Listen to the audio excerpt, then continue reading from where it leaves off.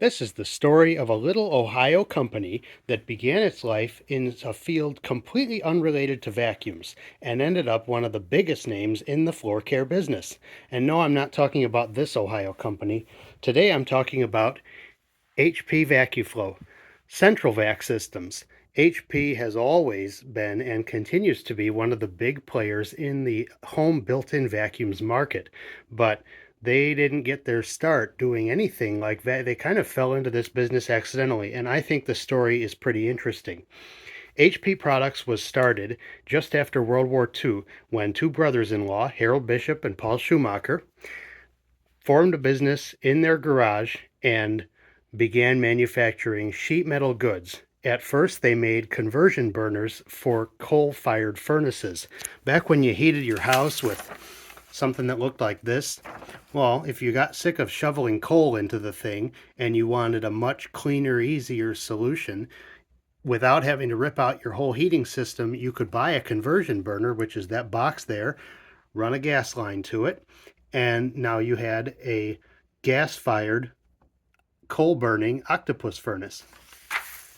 From there, they started to manufacture hospital cabinets and boat trailers and other sheet metal goods until the early 1950s when another local business approached Harold and Paul and said, "Gentlemen, I have a little bit of a predicament. I have bought a tubing bender and I can't pay for it. Will you take over my business?" So all of a sudden, HP Products found itself in the tubing business, the bent tubing and fittings business, and their first market for this bent tubular product was the industrial vacuum business. So let's go back in time a little bit. Central Vac Systems, as you probably know, have been around since before 1910, even since the dawn of vacuum cleaning themselves. And they were always installed with threaded iron drain pipe and fittings. This stuff is heavy, it's extremely labor intensive. The interior finish is actually not all that smooth. It's really easy to not thread these pipes all the way into the fittings, and then you get pockets that'll cause clogs. So this was not really a great material, but it was what was available. And you had to assemble this starting from point A and working your way outward through each junction using big, huge pipe wrenches. This is a 2-footer. 3-footers and 4-footers would have been more common to work on the larger sizes. And even this is a bear. So that was the state of the central vac industry. And they were put into homes, they were put into public buildings, schools, hotels, hospitals. The home central vac industry basically died around the Great Depression because not only was this product very expensive, portable vacuums were getting way better. Like starting in the mid 1920s, you could get an Electrolux and it came in a box and it had all the pieces with it, and so the viability of a home built-in vacuum kind of waned at that point, but they were still being put into big public buildings um, and using this material. So all of a sudden, this expanded bent steel lightweight tubing became available, and HP started supplying central vacuum manufacturers. Their first client was a company called Hoffman, which is still a name in the industrial vacuum business. Their second client was Spencer Turbine. And Spencer Turbine, as you might know from many of my videos, is a continues to be a huge name in industrial vacuum systems.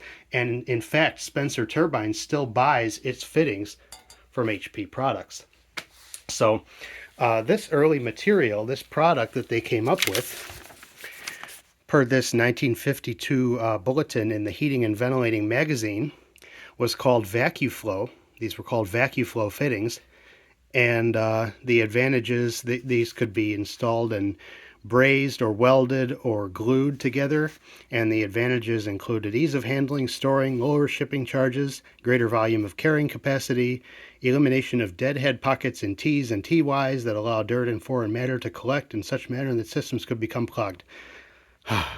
So this was a immediately superior product, and it immediately completely overtook the use of threaded iron for vacuum work. So early 1950s is when that occurred. And this product was advertised for the Industrial, commercial, educational, and institutional markets. Many vacuum systems were installed in schools, and one of their other products that they came up with for the educational market was this called the tray vac. They figured out that one of the big purposes of a central vac in schools was to clean up the mounds of chalk dust that were produced by all those chalkboard erasers every day. And oftentimes they would just open up the wall inlet and run the eraser across it. And this was a product that was an integrated vacuum inlet right in the chalk tray. Kind of cool. So, around that time, early 50s, a light bulb went off at HP Products, and they said, why are central vac systems not a thing in homes anymore? We could produce a central vac system that's cheaper, easier to install, and more effective and efficient than anything that was ever available before. And that's exactly what they did. Using the same name, Vacuflo, they introduced, in fact, the product debuted at the Chicago Builders Show at McCormick Place. So some of the earliest Vacuflo systems in the country, besides the ones in Louisville, Ohio, for the family and friends, would have been installed in the Chicagoland area, such as this one from 1958. And of course, these systems all made use of the Vacuflo slip fit metal tubes. Vacuflo also made their own wall inlets. And they took some inspiration from the Spencer inlets, which always had a hook to hold the hose in the valve. Well, these were always threaded into the fittings, but Vacuflo made their own inlet, rectangular, and it was just a slip fit. Again, you put a little adhesive around there, stick it in the wall. And this early one had push button controls, one to turn the system on, one to turn it off. And here's your elbow that you pipe off of with the steel tubing. A slightly later version incorporated a switch so that you could turn the system on simply by opening the valve. And I'll show you some early literature that shows a housewife emptying ashtrays by just opening the vacuum inlet and holding the ashtray up to it. Talk about a usage that you don't see anymore. Well, in the early 60s then, HP took another leap to make the systems even easier and less expensive to install by introducing plastic tubing. And this originally was available in PVC and styrene, and it was first made to go on the same inlets and mounting plates. They used a slightly smaller size from the 60s all the way through the 80s, and HP along with Black & Decker systems used this special tube size. Then they went back to 2-inch in the 80s, but they had a complete line of inlets and adapters, and this is a utility inlet that's made for that smaller tubing, and I always thought these were cool. You'd put them on, put this on the basement wall or strap it to a column, and this again would turn on as soon as you opened it. One interesting thing, if you look at the early literature, well, two interesting things actually. The first thing I want you to notice is the shape and style of this carpet attachment here. And the second thing is note the hose lengths, 14, 21, or 28 feet. And in fact, the earliest hoses, they had couplings at 7-foot sections. And last year I received the great opportunity to sit down with Mr. Paul Bishop, who has run HP Products for decades. He's since stepped down and let his would that be his daughter-in-law? I don't know. But anyway, one of the questions that I thought to ask this great industrialist who spent some of his valuable time with me was, why did the early Vacuflo hoses have couplings every 7 feet? Was that so that you could extend the hose or you could replace a section at a time? This is what I came up with. So, but no, he said, of course he knew the answer. He said, at that time, you couldn't buy 1.25-inch vacuum hose in sections that were longer than 7 feet. They were all made for the portable vacuum market. All these portables used 7-foot hoses. So what did they do? They would buy a few of those and couple them together. And if you recognize that rug tool, so HP made the canisters, they made the tubing, they made the fittings, they did not make the attachments, but they sought out some of the best in the industry, and they found those to be made by a company called Interstate for their compact vacuums. And so early HP Vacuflo systems came with compact rug and floor tools, which worked very well. Up until carpets started getting thicker, and then they didn't work so well, and you could get the turbine-driven power brush, the Preco. But one of HP's innovations then, which debuted in 1980, was the first substantial air-driven power head for central vacuums. And if you bought it from a Vacuflo dealer, it said Vacuflo on it.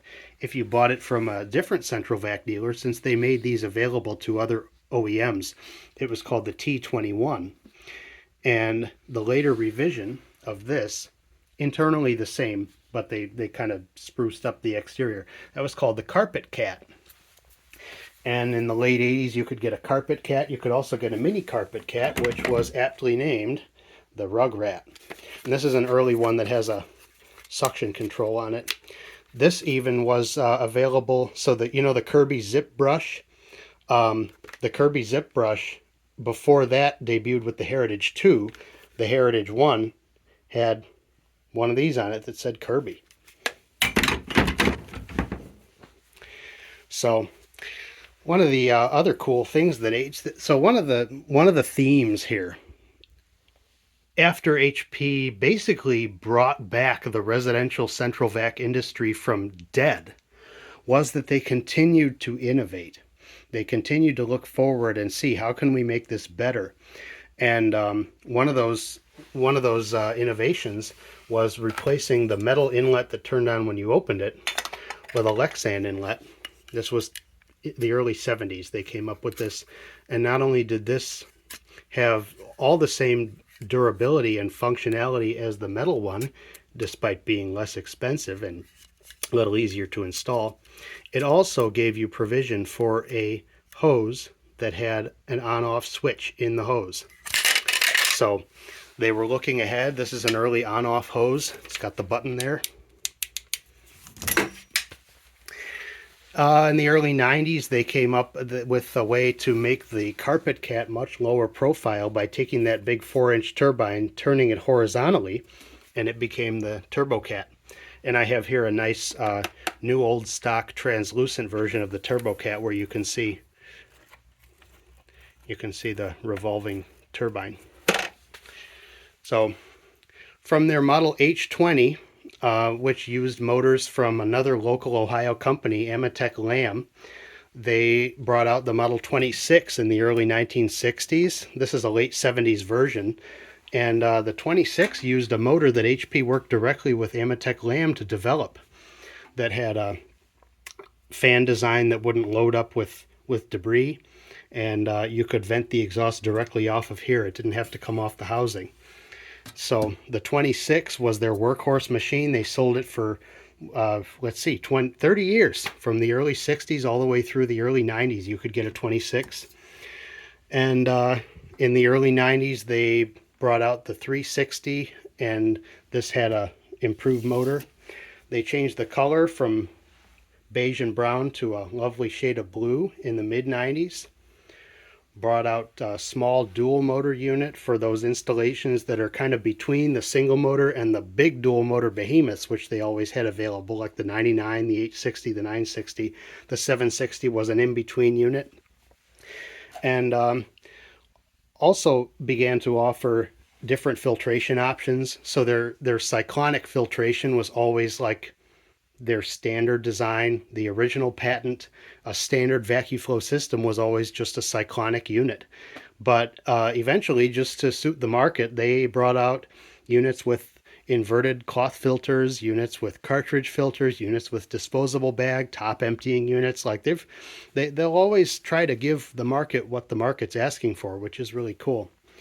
This is a Vacuflo display unit, and I can turn on the switch here, which lights up, illuminating the cyclone where the air goes through. When hose became a thing in the early 2000s, those used longer hoses. They needed a lot of water lift, and so HP came out with a dual motor unit where the motors are in series, giving you a ton of water lift. They called this the Max Air. So they worked with Plastiflex to produce the pistol grip low voltage hose, which their name for was the Turbo Grip. I'll share a little bit of literature with you now. You saw this brochure, copyright 59, revised in 66.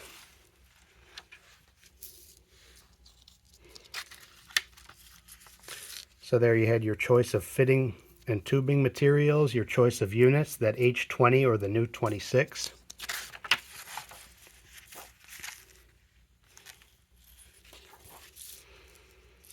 I always like this.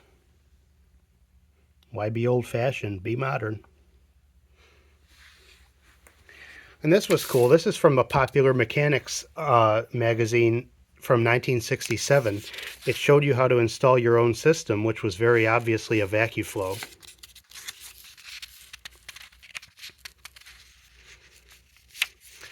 By this time, there were many, many competitors in the central vac industry.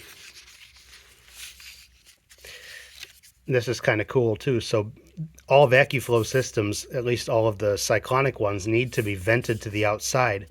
And this was their method of doing that. Go through the concrete wall and have that pipe poked down into a piece of clay pipe that's half buried to act as a sort of muffler.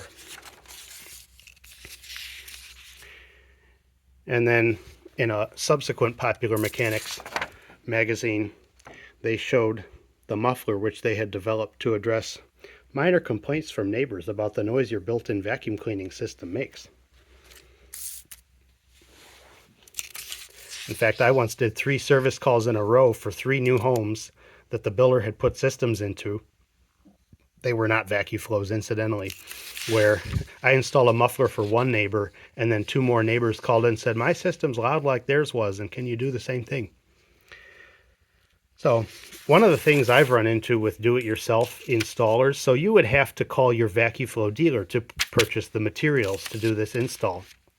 And maybe after looking at these instructions, the buyer would say, well, how much if you just install it? And I've gotten a few installs that way. Cool brochure. Very, very stylish. She better wash that hair. That wig's going to get sucked off her head. There's the ashtray being emptied. And that Interstate Compact floor brush. So Vacuflo continues to innovate. As I said, they continue to not only produce a complete line of power units, they have a lot of retractable hose innovations like the Chameleon, the Retract Vac, the Spot, the Vroom, but there's a whole other side of their business. If you can believe it, the central vacs are kind of a sideline for them. They're junior of their businesses, and their big business is actually the engineered tube bends. And most of these go into non-vacuum applications, but they still supply basically all of the fittings for the industrial vacuum market. So I hope you've enjoyed this quick little non-exhaustive look at the history of this great company. And as always, thank you for watching and happy vacuuming.